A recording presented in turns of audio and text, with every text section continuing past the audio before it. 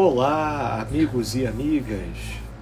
É uma alegria estarmos aqui de volta para mais uma gravação ao vivo que é feita toda quarta-feira às 19h30 aqui no meu perfil no Instagram, @FelipeF_Nazarete. Tudo junto. E vamos hoje conversar. Esse é um tema que eu confesso para vocês que, muito embora eu já tenha pincelado sobre ele aqui e acolá, é um tipo de tema que sim, eu não me importaria de utilizar umas 5 ou 6 lives sucessivas, quase que fazer um seriado de lives aqui falando sobre esse tema. Porque eu tenho certeza que eu não daria conta de encerrar tudo nessa live. A gente pode até criar aí o capítulo 2, se for o caso, mas eu digo, sobretudo, em função da importância desse tema. O quanto esse tema que nós vamos conversar hoje se tornou importante, paradoxalmente, em função da desimportância que tem sido dada a esse tema ultimamente, né? E nós estamos falando sobre o tema da nossa noite, espiritualidade como benefício para a nossa saúde mental.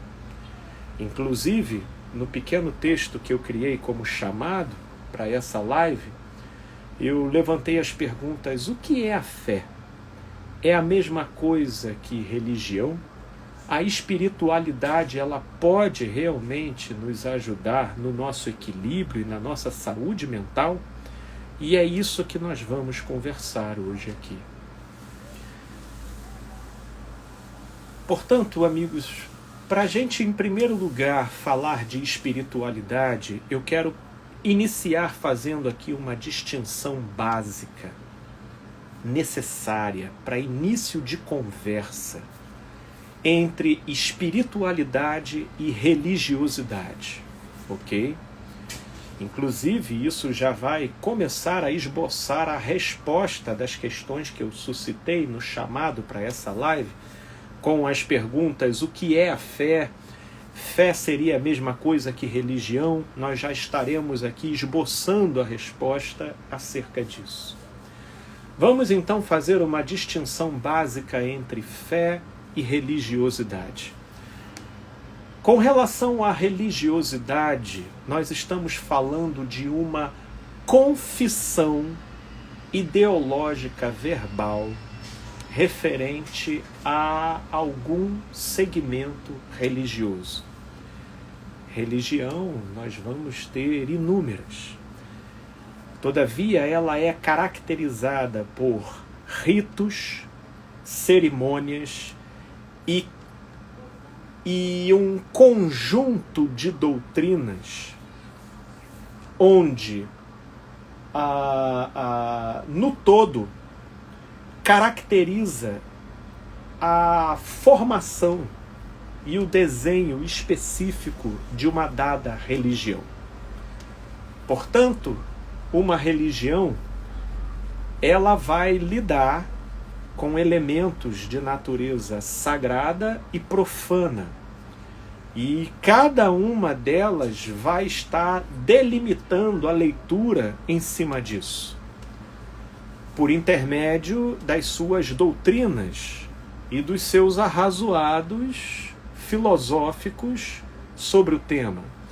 De modo que algumas estarão estabelecendo a indumentária e a roupagem como tendo conexão com o todo daquilo que precisa ser ajeitado para que o sujeito fique caracterizado como pertencente àquela religião. Isso também vai versar em cima do que o sujeito come, em cima do que o sujeito bebe, da maneira como o sujeito se relaciona afetivamente com as pessoas, com quem ele pode, com quem ele não pode. Isso vai estar definido em relação aos endereços que o sujeito pode frequentar, quais os que ele precisa ter uma frequência regular, obviamente, tratam-se dos endereços sagrados e quais aqueles que, se possível, ele não poderá nem sequer passar em frente. E se tiver algum contato, ainda que indiretamente, ele vai ter que se submeter a alguns critérios de purificação.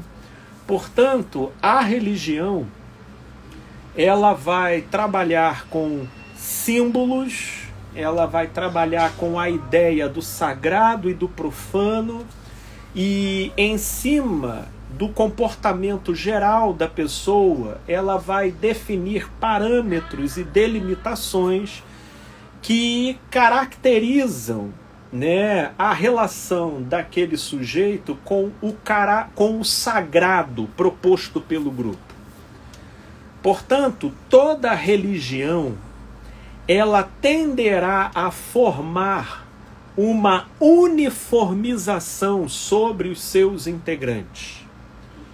A religião, anota isso, ela sempre estabelecerá uma uniformização sobre os seus integrantes. Algumas, por trabalharem com normas e padronizações tão explícitas que, dependendo da roupagem que o sujeito chega e do jargão palavreal com que o sujeito se comunica,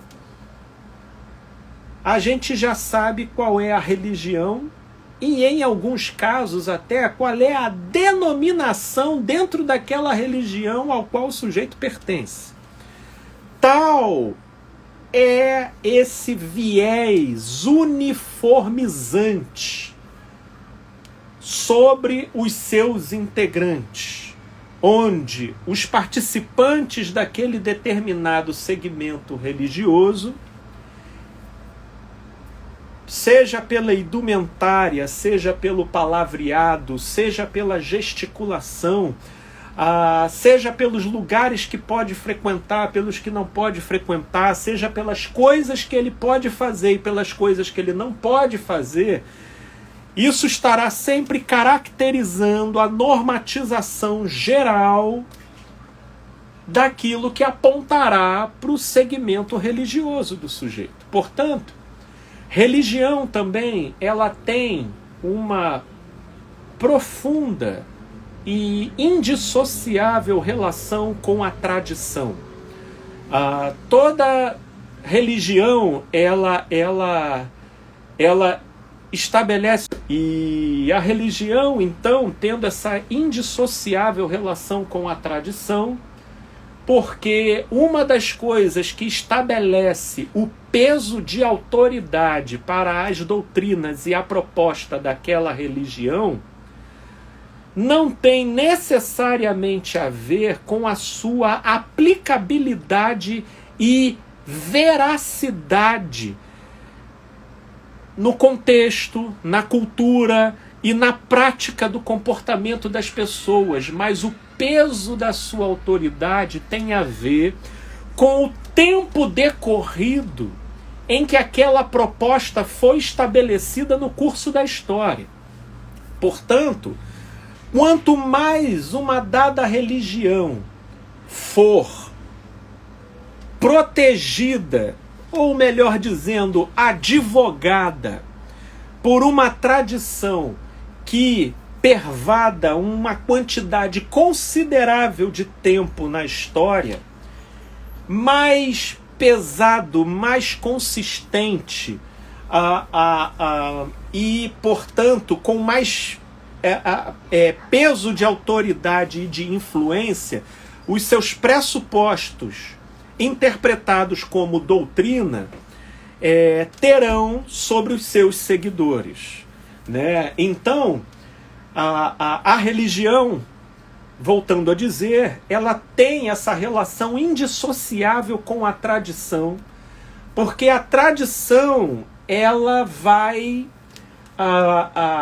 conferir o peso de autoridade sobre as propostas e as diretrizes e as leituras de interpretação que influenciam a economia geral da existencialidade dos seus integrantes, de modo a também contribuir para a uniformização dos mesmos.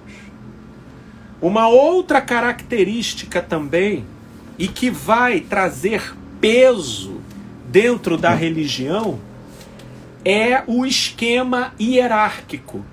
Como a religião ela é caracterizada por uma organização humana entre pessoas, estabelecida entre pessoas, então ela inevitavelmente será caracterizada por uma pirâmide de hierarquia, onde cada religião segmentará e denominará as esferas de hierarquia de uma forma diferente.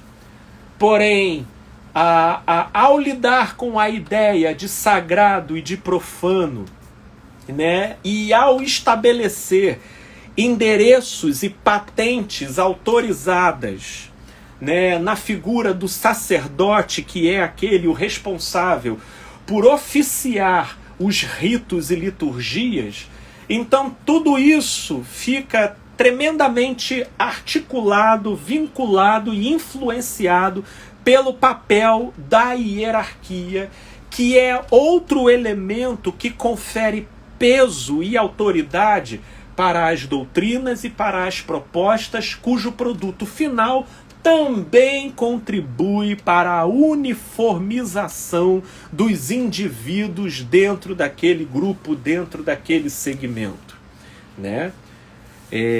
Portanto, com a hierarquização sendo uma das grandes características da religião, você terá na pessoa do sacerdote autorizações específicas relativo ao pressuposto de que aquele sacerdote ele tem um contato mais depurado com o sagrado. Ele tem uma relação mais diferenciada. Logo, no seu papel de autoridade diante do grupo, ele, direta ou indiretamente, em alguns grupos mais ou menos, mas ele cumpre um papel de mediador. Porque é por intermédio dele que acaba sendo estabelecido a validade ou não de um determinado comportamento. Então, nessa direção, fica sendo estabelecido e, inclusive, afirmado quando foi ou quando não foi da vontade de Deus, quando foi certo ou quando foi errado. E tudo isso é muito típico do cenário religioso. De modo que uma determinada autoridade dentro da hierarquia religiosa, ela pode até produzir uma afirmação e fazer uma colocação diametralmente contraditória e equivocada aos pressupostos daquilo que ela representa. Mas pelo simples fato da autoridade, do reconhecimento que ela tem dentro do grupo, dentro da hierarquia estabelecida naquela religião específica, a voz desse sacerdote sobrepuja em peso e autoridade aquilo que ele representa como teoria e como doutrina dentro do seu próprio segmento religioso. Portanto,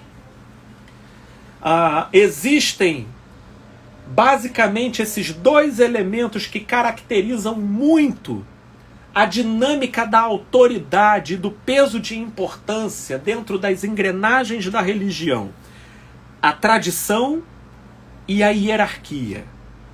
De modo que pela hierarquia, por vezes até os princípios propostos na própria tradição podem ser contraditados pelos caprichos e pelas venetas do sacerdote, dependendo da patente e do reconhecimento de autoridade que ele tenha dentro do grupo portanto, dentro da hierarquia. Percebam que, de uma certa forma, pelo modo como eu estou descrevendo aqui, poderíamos metaforicamente estabelecer um paralelo facilmente, por exemplo, com uma empresa. Sem dúvidas. Porque organizacionalmente vão se diferir aqui uns elementos ou outros, mas em tese, sobretudo aquelas religiões que já dispõem, né, de toda uma estrutura e de uma tradição estabelecida, elas possuem templos, elas possuem funcionários, elas possuem uma série de departamentos, divisões e subdivisões que vão trabalhando na direção, em primeiro lugar, de alimentar e sustentar a própria estrutura, e, em segundo lugar, visando expandir a visão daquela estrutura, né, daquele segmento religioso. Portanto, nisso tudo nós estamos falando de religião. Um outro dado que eu quero falar acerca de religião é acerca daquilo que, frequentemente, as pessoas, quando a gente fala, né, em termos, né, de fé, imediatamente as pessoas se referem ao fato de possuírem uma religião. Só que dentro das discriminações que nós estamos fazendo aqui, conceitualmente, eu poderia dizer a vocês que a fé está para a espiritualidade da mesma forma que a crença está para a religião. E se eu comecei aqui fazendo uma diferenciação entre espiritualidade e religião, eu agora vou querer fazer uma diferenciação aqui entre fé e crença. Porque é uma outra diferenciação absolutamente necessária também para início de conversa. Assim como há uma diferença entre espiritualidade e religião, nós temos uma diferença entre fé e crença. Eu já falei um pouco aqui sobre religião, ainda não toquei no tema espiritualidade. Mas antes de eu tocar no tema espiritualidade, eu quero falar sobre crença, que na verdade é a mentalidade e a disposição subjetiva que está vinculado à ideia e à rotina e à prática religiosa, ou seja, da religião.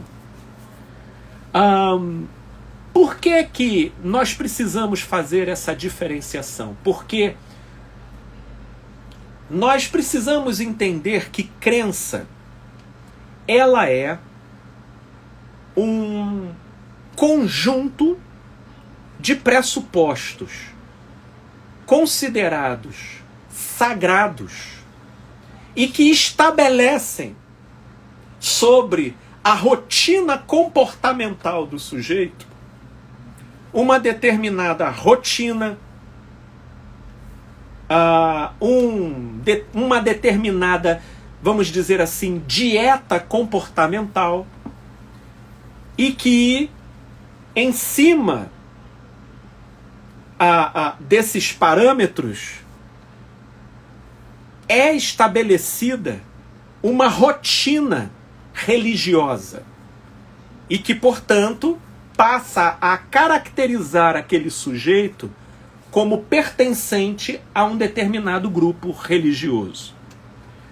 Portanto, crença vai ser caracterizado por todo aquele tipo de comportamento que o sujeito faz mimetizando o coletivo do grupo ao qual ele pertence. Portanto, se é uma doutrina generalizada para todos os participantes do grupo ter que frequentar um determinado endereço religioso, seja aos sábados, seja aos domingos, então aquilo passará a moldar a rotina do sujeito, e com isso, no subjetivo do sujeito, ficará então condicionada a ideia de que assim está sendo estabelecida a relação dele com o sagrado. Portanto, eu preciso ir naquele lugar todo domingo, todo sábado. Quando eu passar em frente a um lugar, eu preciso me utilizar de um certo expediente comportamental. E tudo isso vai sendo caracterizado por gestos, por palavras, por indumentárias, por comportamentos, em conformidade com ritos e liturgias. Obviamente que, não gratuitamente, cada um desses ritos e liturgias carregando significados implícitos na relação da consciência do sujeito com aquilo, mas é algo que na verdade pode e na verdade recai sobre o automatismo mecanizado do dia a dia do sujeito. Ou seja, já está na agenda do sujeito que ele vai ter que ir na igreja no domingo, sabe?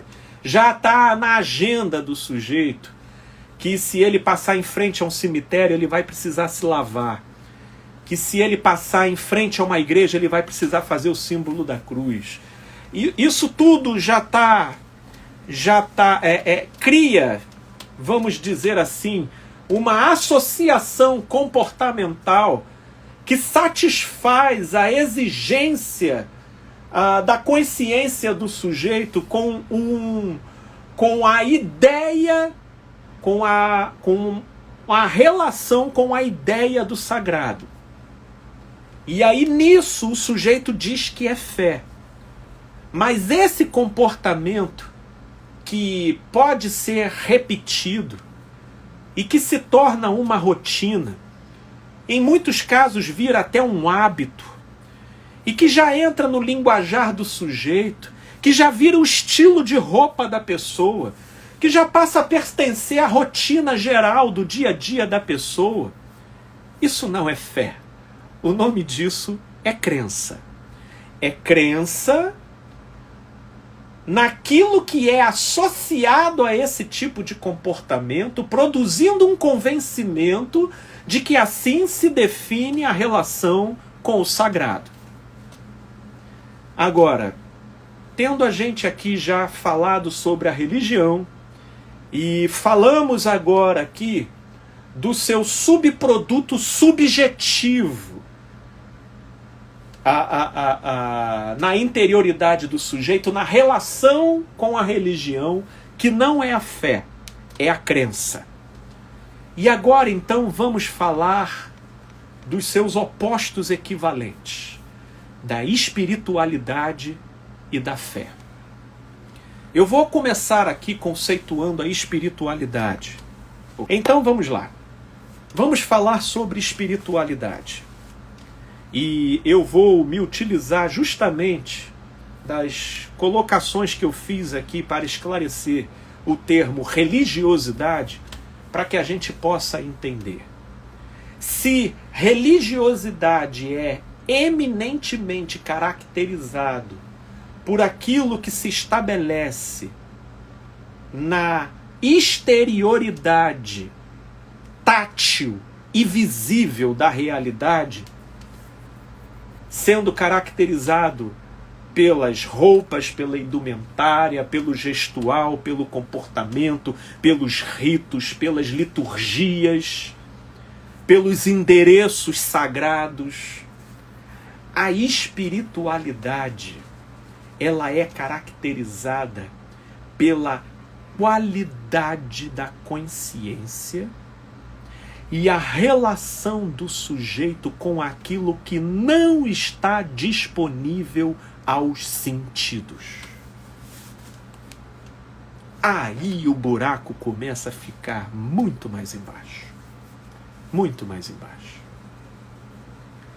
Inclusive, com o prorrompimento histórico do iluminismo, a espiritualidade ficou muito recriminada como sendo uma prerrogativa das mentalidades primitivas.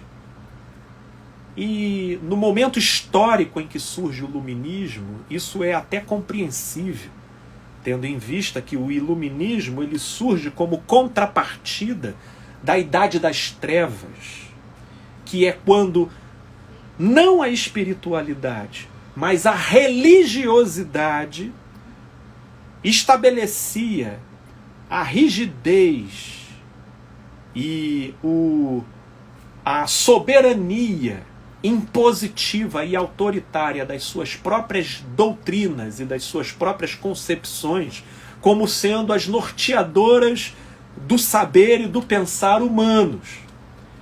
Então, o iluminismo, carregando um ressentimento dessa época de repressão, começa a rotular negativamente tudo aquilo que tinha relação direta ou indiretamente com a religião. E nesse pacote foi a espiritualidade junto, sendo que espiritualidade em si nunca teve nada a ver com religião.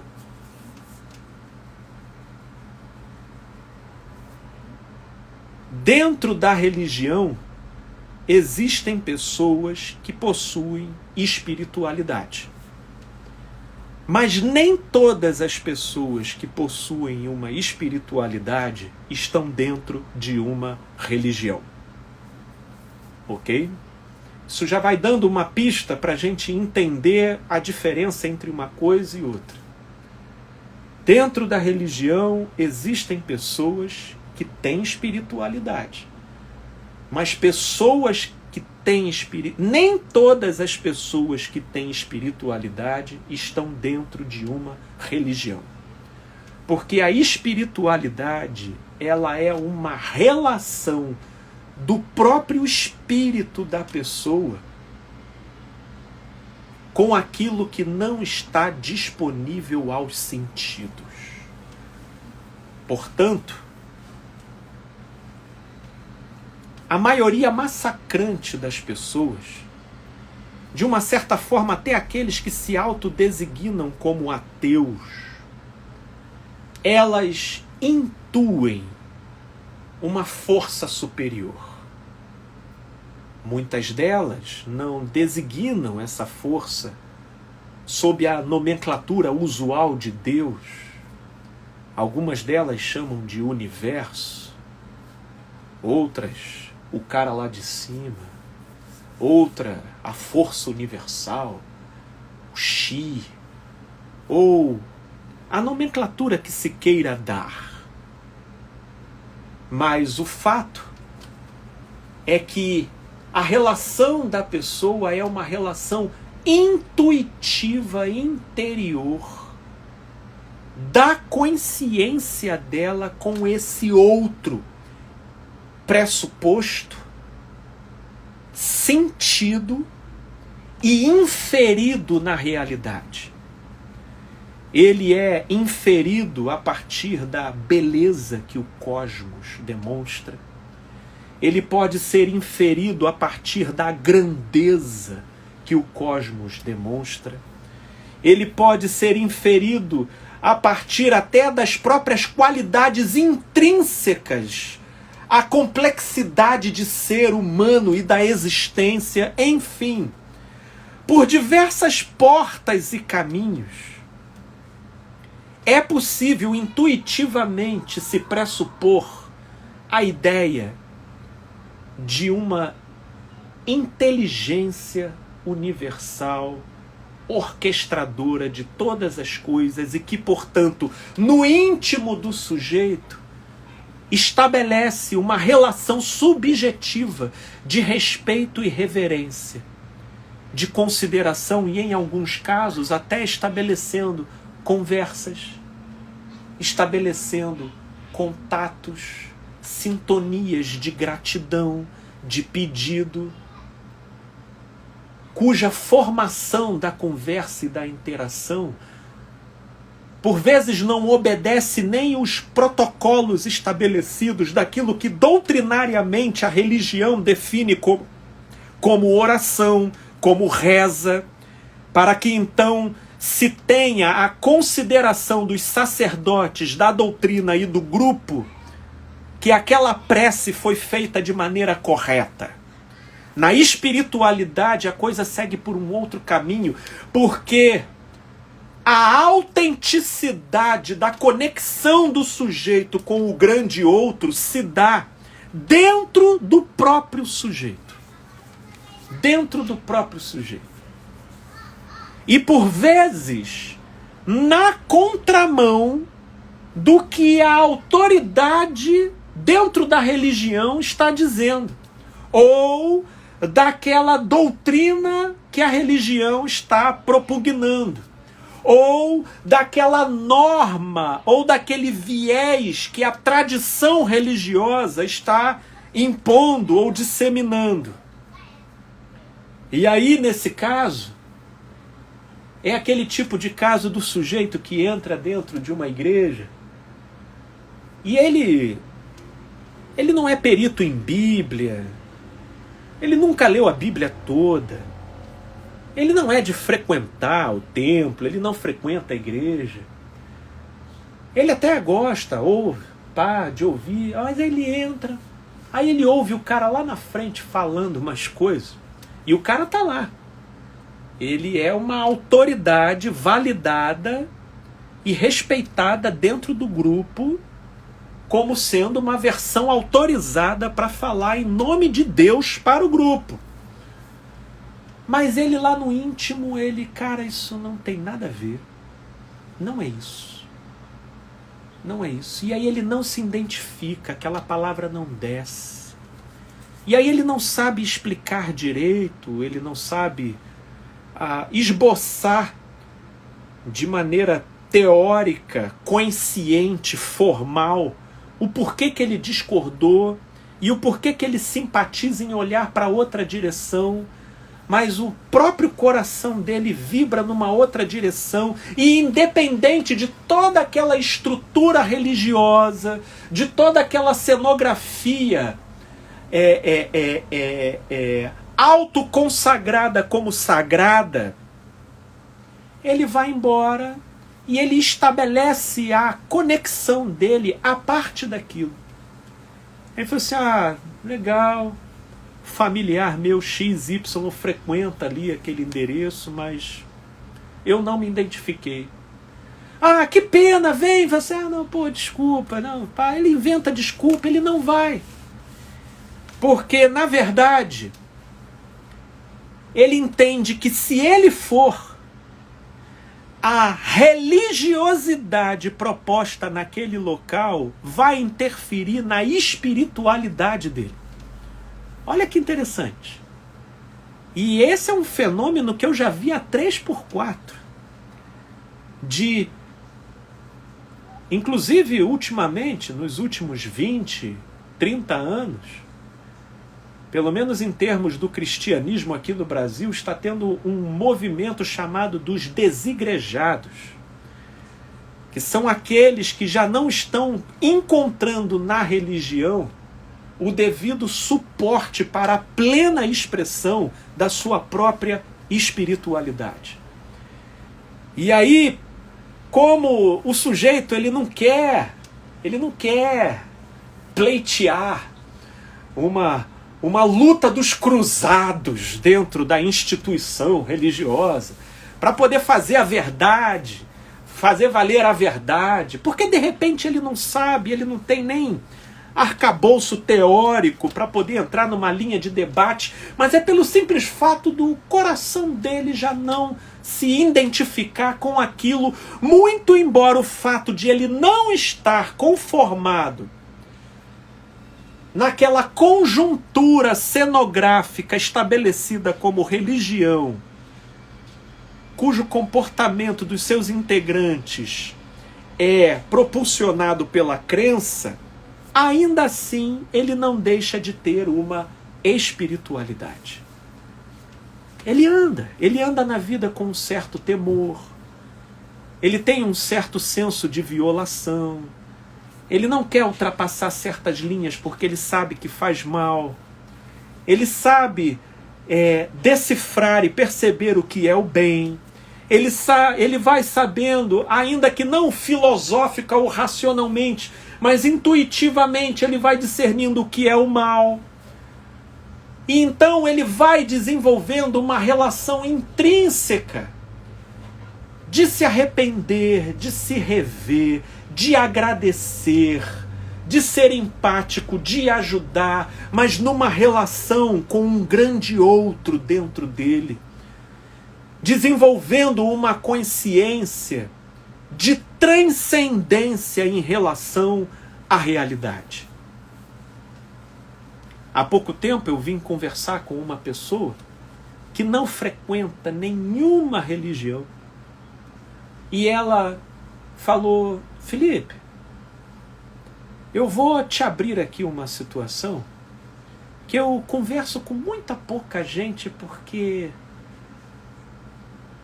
essa parece que, acho que diante de tanta tecnologia e de tanto saber científico, se a gente ficar falando sobre essas coisas, vai parecer que a gente está no fantástico mundo de Bob, ou que a gente está ficando meio zureta. Mas como eu percebo que você tem abertura, eu vou te falar como é que eu vejo o mundo espiritual. E aí ela começou a falar. E nossa, ela sem entender de Bíblia, ela sem frequentar formalmente nenhuma confissão religiosa, nenhuma bandeira denominacional, a gente foi tendo diversos pontos de convergência. Puxa, eu vejo assim também, olha, eu intuo assim também. E olha, Jesus ensinou por esse caminho assim também. E aí a gente foi estabelecendo uma troca muito bacana. Porque é uma pessoa que possui uma espiritualidade, embora não seja religiosa. E aí eu tenho aqui algumas falas do meu amigo Gustavo, e que eu vou querer ler aqui pra gente, agora me desvinculando. Desculpa, Gustavo, a demora em responder. Mas vamos lá. A falta de fé pode amplificar o grau de negatividade de um sujeito no contexto da necessidade contínua de buscar sempre a positividade. Ainda que nos momentos mais adversos do ponto de vista do sujeito, até o Gustavo então estava fazendo uma pergunta aqui, vou reformular. A falta de fé pode amplificar o grau de negatividade de um sujeito no contexto da necessidade contínua de buscar sempre a positividade, ainda que nos momentos mais adversos do ponto de vista do sujeito? Sim, sim, Gustavo. Em outras palavras, quando você é negativo demais, isso pode ser um problema de falta de fé? Sim, sim. E aí, Gustavo, a sua pergunta já me oportuniza aqui a entrada em falar sobre fé. E para eu poder falar sobre fé, eu precisarei diferenciá-la de crença. Se a crença repete, a fé inaugura. Se a crença pode ser caracterizada por aquilo que se torna rotina, a fé é caracterizado por aquilo que seja inusitado e atípico do panorama de vida do sujeito. Se a crença pode ser associada àquilo que se torna psicologicamente confortável e adequado para a agenda e para o estilo de vida do sujeito, a fé, ela é inevitavelmente um ato ou um momento de desconforto psicológico do sujeito, porque coloca ele na contramão das suas tendências e predisposições predominantes. Portanto, há uma pretensão da religião a reproduzir a fé pela via da crença. Mas a fé, ela é existencial e espiritualmente incapturável. Podemos, inclusive, dizer que não é você que possui a fé, é a fé que te possui. Nas palavras de Paulo, o apóstolo, ele diz e complementa: não vem de vós, é dom de Deus, para que ninguém se ensoberbeça. Portanto, a fé é uma gota da graça divina, concedendo aos homens uma transcendência em relação à sua própria animalidade e instintualidade carnal. Instintualidade carnal. Por isso é que a crença, ela é aquilo que caracteriza o comportamento de um grupo. A fé é aquilo que caracteriza a decisão de um indivíduo. A crença, ela é algo que pode ser reproduzida por inúmeras pessoas, pelo modo como ela se normatiza nos comportamentos. A fé, ela é o que se tem de singular e torna o caminho de cada indivíduo um caminho estreito. Não porque seja um caminho apertado, mas designando a ideia de que na estreiteza desse caminho só passa o próprio sujeito e mais ninguém. Portanto, se a crença contribui para uniformizar, a fé contribui para singularizar o sujeito. É por isso que a religião, ela, no máximo, produz versões boazinhas de comportamento. Porque, pela via da ameaça de punição, ela normatiza os comportamentos numa dada direção, trabalhando nos seus integrantes pelo viés da culpa e do medo, e por intermédio disso, uniformizando e normatizando os comportamentos na direção de retroalimentar e sustentar a própria estrutura religiosa e de expandir os seus domínios mundo afora. A fé é aquilo que, quando praticado, ela não contribui para a sustentação ou expansão de um determinado domínio religioso. Ela contribui para a expansão e desenvolvimento da própria consciência do sujeito. Por isso, quando eu frequento um endereço religioso, eu estou atrelado a uma crença. Agora, quando eu sou desafiado a perdoar alguém que me fez tanto mal, de maneira a deflagrar em mim uma natural e consequente amargura e ódio pela pessoa, esse é um tipo de atitude que você não tem como exercer baseado em crença. Esse é um tipo de atitude que você só toma pela fé. Porque na religião, em meio à crença, existe muita gente que se conformou a uma mecanicidade, a uma teatralidade de comportamento, de comportamentalismos, de ritualísticas e de liturgias e de indumentárias e de jargões, que fazem ela se conformar à idealização social e visível de que ela tem relação com o sagrado.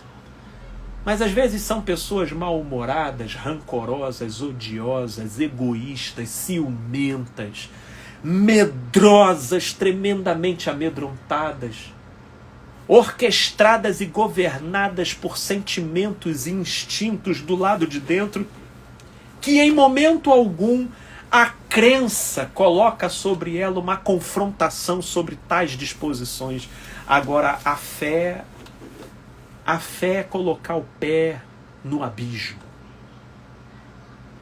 A fé te coloca para você sair de um emprego, mesmo correndo todos os riscos que as estatísticas apontam, mas pelo fato de ele não estar te fazendo bem.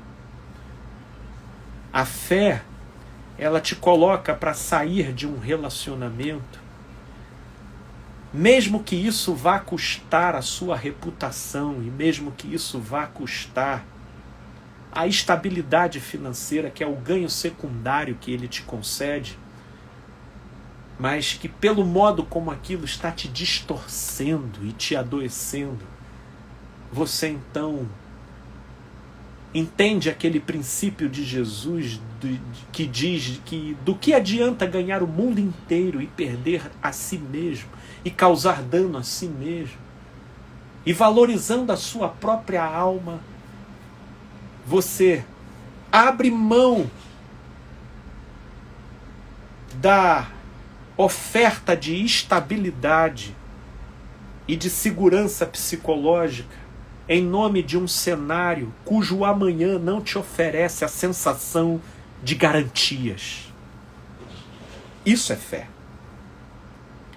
A fé, na linguagem do autor de Hebreus, no capítulo 11, é a prova das coisas que não se veem e a certeza das coisas que se esperam. É uma resolução da consciência de acreditar contra as próprias sensações e, por vezes, na contramão daquilo que está disponível aos sentidos. Por isso que a fé está para a espiritualidade, bem como a crença está para a religião. Portanto, falando de maneira aqui resumida, o Gustavo, ele coloca: quando você é negativo demais, isso pode ser um problema para a falta de fé? Sim. E Gustavo, você fez até uma questão, no modo como você construiu a sua pergunta anterior, que é muito válido de a gente falar aqui. E pelo que eu estou vendo, nosso tempo está acabando. Jefferson, meu amigo, já coloca a parte 2 para esse tema, porque na semana que vem eu quero voltar aqui. Eu acabei levando um certo tempo na conceitualização aqui, e que era necessário para a gente ter um início de conversa falando sobre espiritualidade, religião, fé e crença.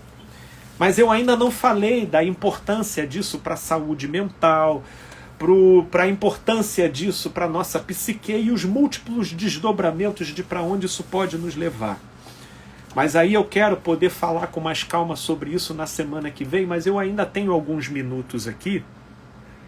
E o Gustavo, ele trouxe também aqui uma questão, na primeira questão que ele levantou aqui, de que a gente não pode confundir fé com positividade.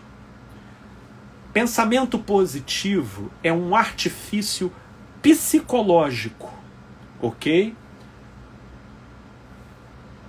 Altamente propositivo, benéfico, mas a tentativa de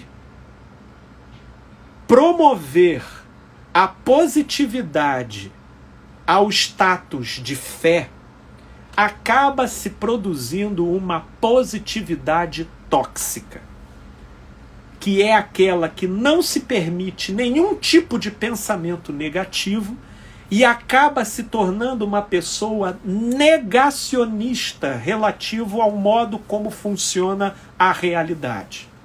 Logo, é uma pessoa que, mesmo na melhor da sua boa intenção, ela torna a positividade uma divindade, achando que o simples fato de ser positivo, ela vai evitar sofrer, padecer, ou que alguma coisa possa não sair da maneira como ela gostaria.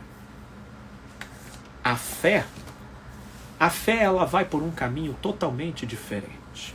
Porque a fé, ela não leva apenas as circunstâncias visíveis e palpáveis em consideração. A fé, ela te coloca em conexão com um olhar que transcende aquilo que os sentidos podem nos comunicar. Portanto, se a positividade carrega a presunção de nos prevenir contra a tristeza, contra a frustração, contra a decepção, contra a dor e contra o sofrimento, a fé, ela te oferece capacitação para passar em meio a esses movimentos e dinâmicas naturais da existência, sem todavia se descaracterizar, sem todavia perder a identidade e mais, produzindo um fortalecimento que, por um lado, não te faz perder a coerência com a realidade e, por outro, forja em você a resiliência, a paciência, a perseverança, que são características, embora bonitinhas de serem proferidas, mas no âmbito da alma, são prerrogativas que não são dadas, elas são desenvolvidas. E apenas pela fé a gente consegue exercitá-las. Apenas pela fé. Portanto, a diferença da fé para a positividade é que a positividade é um recurso defensivo da psique de querer tentar desqualificar o lugar do negativo como forma de, hipnotizando e fazendo uma lavagem cerebral na perspectiva do indivíduo, o sujeito possa viver essa vida sem jamais pressupor o que seja dor ou sofrimento. Mas, para a fé, pelo contrário, é na dor e no sofrimento que a coisa acontece. Porque é ali que o espírito vai decidir crer e manter a direção do seu olhar, mesmo que a sensação esteja forçando para se desesperar, mesmo que o medo esteja forçando para dominar, mesmo que a raiva esteja lutando para controlar, mesmo que a ganância esteja lutando para se tornar a senhora do nosso comportamento, a determinação da consciência de manter o olhar na direção daquilo que se entendeu que é saudável pela via do recurso da fé vai nos mantendo perseverantes na direção da saúde. E isso sem você precisar negar o que seja triste, o que seja alegre, o que seja gostoso e o que seja amargo, o que seja bom e o que seja ruim.